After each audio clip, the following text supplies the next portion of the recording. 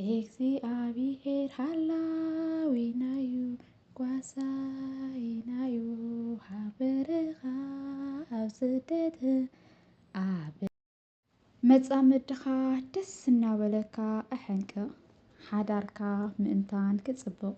ሰላም ተኸታተልቲ ቤተሰብ ብሬጓል ገርዓልታ ዩቱብ ከመይ ቀንኹም ከመይ ኣለኹም ክብራት ቤተሰበይ ብወገነይ እግዚአብሔር ኣምላክ ይመስገን። ከምቲ ኣነ ጽቡቕ ዘለኹ ስኻትኩም ልብ ዘለኹም ሰላምታ ክንብዝሕ ትርፍ የለለይ ነበርኩም እሞዓንቲ ደሞ ሕልፍ ገል ዘንበክዎ ኣዝያ ግን ደስ በሃሊት ኮይና ስለረኸብክዋ ንኹላትና ጥቕመና እያ። መቸሙ ሓዳር ክመርሕ ለይደሊ ሰብ የለይ። ስለዚ ካብ መጀመርያ እስከ መጨረሻ ክትሰማዕኒ ትሕትና ላወክን ኣሕዋት የመሃረይ ብወዲ ፆታ እየ ክገልጽ ግን ንኹላትና እያ ትገልጽ ማለት ንወድና ንጓል ኣሹኒ ቀዳማይ ናይ መጻምድኻ ሰሓቕ ዋጋ ሃብ። ምስሓቕ ተፈጢራ ናይ ልብኻ ሰሓቕ ሓበርኩም ትስሕቐሉ መንገዲ ፍጠር። ክምስ ኢላ ዝተሰኣለቶ ስእሊ ኣብ ድሕሪ ምድሪ ናይ ሞባይልካ ኣንብር። ፍቕርኻ ቀጻሊ ክበራበር። ካልኣይ ምስ መጻምድኻ ጠባይካ ኣጸብቕ። ጥዑም ጠባይ ምቕሉል ባህሪ ምእዙዝ ልምዲ ክምስታ ዝመልኦ ምሕዝነታዊ ብሩህ ገጽ ሒዝካ ቅረብ። ሳልሳይ ፍቕራዊ ዕላላት ምትሕቑቓፍ ፍቕራዊ ይፈትወኪ እየ የፍቅረኪ ዓይነት መግለጽታት ብጥበብ ምግላጽ ኣዘውትር። ረብዓይ ሓቢርኩም ተዛወሩ። ኣብ ሰሙን ሓደ መዓልቲ ብሓባር ምስ መጻምድኻ ፍቕራዊ እግሪ ጉዕዞ ስፖርታዊ ምንቅስቓስ ፎኮስቲ ጽዋታታት ኣዘውትሩ። ሓምሻይ ናይ ሓባር ሕልሚ ስኢልካ ቀጻሊ ብዛዕባ ሕልምታትኩም ኣዕልሉ። ሻልሻይ ጥርጣረ ፍሕፍሕ ሽግር ዝለዓዓሉ ነጥቢ ኣወግድ። ሸብዓይ ካብ ዝወዓልካዮ ውዕሎ መስሓቒ ሓዊስካ ኣዕልል ብሓባር ድማ ሰሓቑ። ሻምናይ ክትዛረብ ከለኻ ተገዲስካ ስማዕ። ተሽዓይ መጻምድኻ ክትሰርሖ ተደሊኻ ነገር ቅድሚ ምሕታትካ ስርሖዮ። ዓሽራይ መጻምድኻ ኣተባብዕ። ሞራን ሓፍ ዘብል ህይወት ደስ ኢልዋ ክትቕጽል ዝሕግዛ ዘረባታትን ሓሳባትን ዕላላትን ኣዘውትር። 11 ሓደ ነገር ክትዓዪ እንከለኻ ንሳ ብትፈትዎ መንገዲ ስርሖዮ። 12 ናይ መጻምድኻ ድሌትን ባህግን ተምኒትን ፍለጥ። 13 ኣብ ናይ ክሽነ ጉዳይ ብጥበብ ኢድካ ሕወስ። 14 ኣብ ቀትሪ ኣብ መንጎ ስራሕካ ደውለላ ብዘይ ምኽንያት ደውለላ ወይ ከዓ ክትድውለልካ ግበር።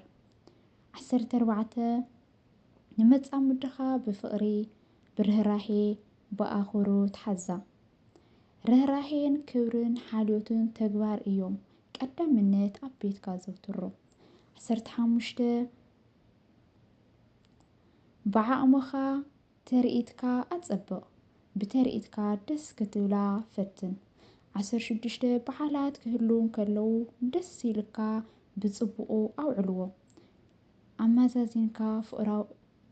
ኣመኽኒኻ ፍቕራዊ ዕምበባ ውሰደላ። 17 ብዛዕባኻ ዘለዋ ርእይቶ ሕተታ። ዘሕርቐኩም ዝጎድአኩም ነገር ማዕረ ኣይኮነን። ኣብ ብፅኢትካ ትሪኦ ደስ ዘይብለካ ነገር ንሳ ኣባኻ ዘሎ ዘይትፈትዮ ነገር ግልፂ ኮይንኩም ብሓባር ተፀባፀብሉ መንገዲ ፍጠሩ። ኣብቲ ፀብፃብ ደስ ዝበለኩም በቲ ሓደ ወገን ደስ ዘይብለኩም በቲ ካሊእ ወገን ፈላሊኹም ዘርዚርካ መዝግቦ። ዘሻቕለኩም ዘስክአኩም ዘሕርቐኩም ዘጉህየኩም ዘሳላችወኩም ብሓደ ወገን ድማ ደስ ዝብለኩም ትፈትዎ ዘሐጉሰኩም ፍቕራውን ድሕነትን ዝስምዓኩም ክፍሊ በቲ ሓደ ወገን ዘርዚርካ ኣዘራርብ ናብ ዋዛ ቀይርካ ድማ ኣዕልለሎ። 17 ብጌጋ እመን ይቕሬታ ዘድሊ ነገር ይቕሬታ ሕተት። 19 ይንኣ ሲዕበ እቲ ጌጋ ይቅረ ምባል ዕቤት ልቦና ስለ ዘንጸባርቕ ይቅርበል። ዒስራ ዘሐጉስ ነገር ንምፍላጥ መጽናዕቲ ኣካይድ።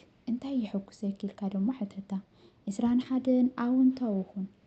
ኣይከኣልን እዩ፣ ኣይኸውንን እዩ፣ ኣይብፅሕን እዩ፣ ሕልሚ እዩ ዝብል ትንፋስ ዘሕፅር ህይወት ንኸይትቐፅል ዝዓግድ ተስፋ ዝቑርፅ ኣይትጥቀስ። 22 ናይ መወዳእታ ጠለብ ቀልጢፍካ መልሲ ሃብ። 23 ናይ መጻምድኻ ስድራ ቤት መሓዙት ኣጋይሽ ብትሕትና ብውሕልልናን ሓዞም። 24 ናይ መጻምድኻ ፍቕራዊ ድሌታት ተኣፋፊ ይኹን። ፍቕሪ ብዝሕብር ህርመት ልቢ ደወል ስምዒታት ፍቕሪ ዝጸምአ መልእኽትታት ኣላሊ ትፈልጠሉ መንገዲ ድማ ዳሃስስ። 25 መጻምድኻ ደስ እናበለካ ኣሕንቅቕ ሓዳርካ ምእንታን ክጽብቕ። ንዝነበረኒ መደበይ ንዚ ይመስል። ክብራትን ፍትዋትን ኣሕዋተይ ጀሚረ እስካብ ዝፍጽም ሳይ ስለ ጽናሕኩም ስለ ትኽብር ጊዜኹም ሕዝውን ብልብ የለ መስገን። ላይክ ሸር ሰብስክራይብ ብምግባር ደሞ ክተተባብዑኒ ትሕትና ይለዋኩም ኣሕዋተይ። ብካሊእ መደብ እስካብ ዝመፀኩም ሰናይ ቅንያት። እግዚአብሔር ሃላዊናዩ ጓሳይናዩ ሃበረኻ ኣብ ስደት